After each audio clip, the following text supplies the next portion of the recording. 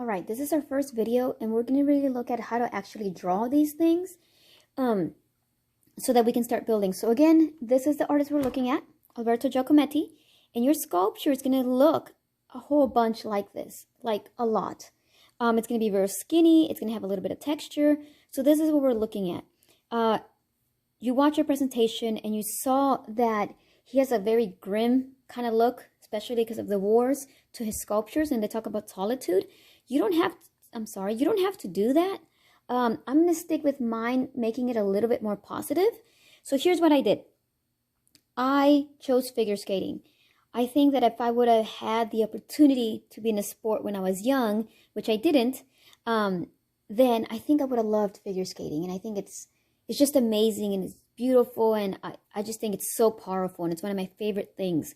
So, you know, we want to have some kind of connection to our sculpture, so I would do figure skating. So what I'm going to do is I'm going to pick my favorite pose, which is this one, and I'm going to draw with it. So here's what I want to show you. Look, if I put my pencil to this drawing, straight line. Now, it's not straight down, it's slight angle. Here's her knee, straight line. Arm, straight line. Other arm, straight line. Her back slightly arched a little bit, and then straight leg. So you technically, to make these sculptures, you're going to use about 5 or 6 straight lines and then an arched line if their back is arched. And that's it. So they're super easy. So I wanted to show you how to draw them.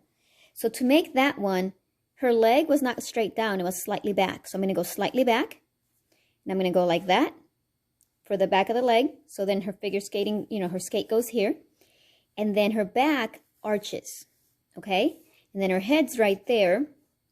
And then here from her arms, I have an arm that goes straight and an arm that goes straight. And then her back leg goes like that, and then her foot goes like that. These straight lines are going to be our wire. So your drawing needs to be straight lines. I want to see these lines because then you'll know how to bend your wire. So it's a little bit similar to our last project in the sense that we can kind of trace this.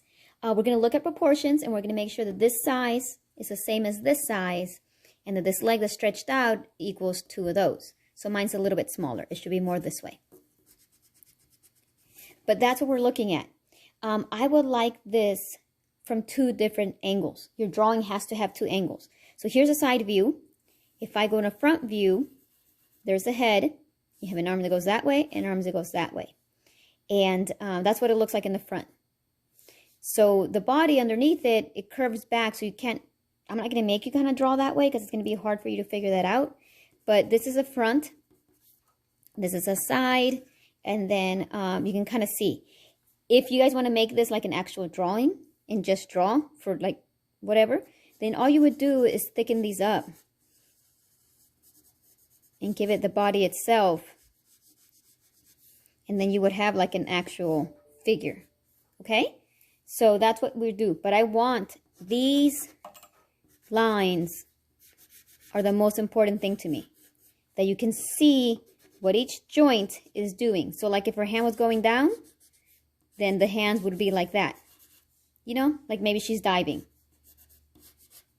Then I want you to be able to see where these things join, because then it's going to look super real. We want straight lines because our bones are straight. So we want bone, bone, bone, just straight lines to build these things. So please have your drawing looking like this. Thank you.